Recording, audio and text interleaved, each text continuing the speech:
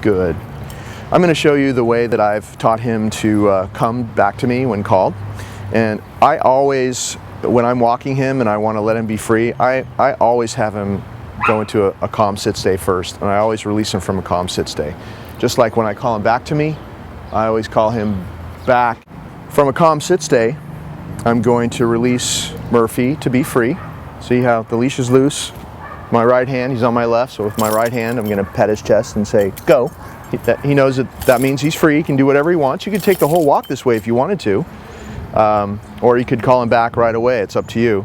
The way I've been calling him back to me is I got the leash in my left hand, I'm going to have my reward in my right, and he knows that I'm probably going to want to call him back to me. He's always ready to come back to you. He's always just hanging out around you because we've done this so much, and that's really what you want. This is what you get. Good boy. When you practice a lot, is that it's all about you, and everything else is just secondary. It's about coming back to you, working with you, getting a reward, whether it's come, good, there's no food in there by the way, or he does get a treat.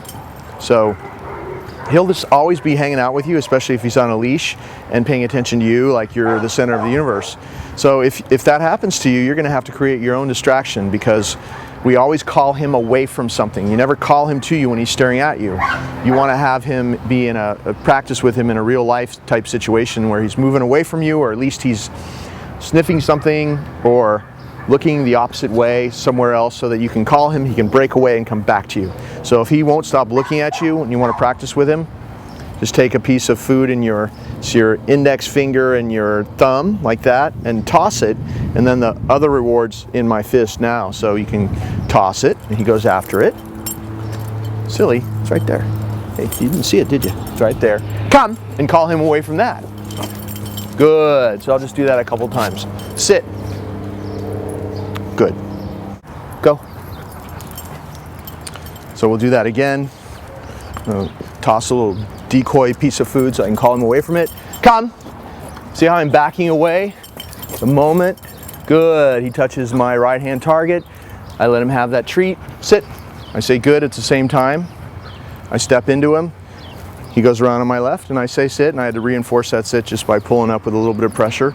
But you never repeat the command. If he doesn't sit right away, you just pull up with a little bit of pressure like that and his butt will go down. Go. I'm going to do it one more time. Come. See how no matter where you go, he's drawn to come to that right hand target. Good. And backing away is really important. Sit. Especially when you're first learning to handle him in a different way. At first he's going to want to go back to doing some of the things he used to do with you, so you have to do it exactly the way I do it. And if you do that, he'll click into doing it like this with you in just a couple of days, because if you're doing exactly what I'm doing, it'll trigger these behaviors that he does with me. So you have to back away, because when you back away it draws him to you.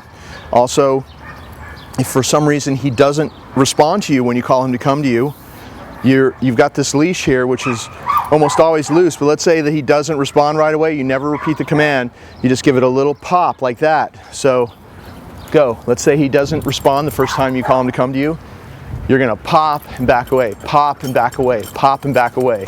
Good boy. He will come to you. It's not reeling him in on a tight leash.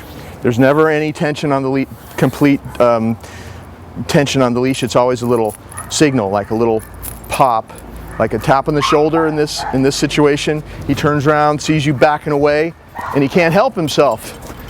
Good boy. And he likes coming to this target too, even if there's nothing in it. So if you don't have food, then you just love him up, and he barely notices the fact that he didn't get a treat. And then you always step into him. If you're going to call him back onto the clock, sit.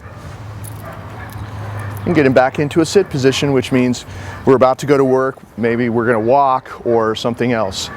So that's the way I've always practiced this. And of course this is a 6-foot leash. You can always use a longer, 20-foot long line or 30-foot long line to practice long distance recalls. It's the same concept, you're still going to do the same thing. Okay.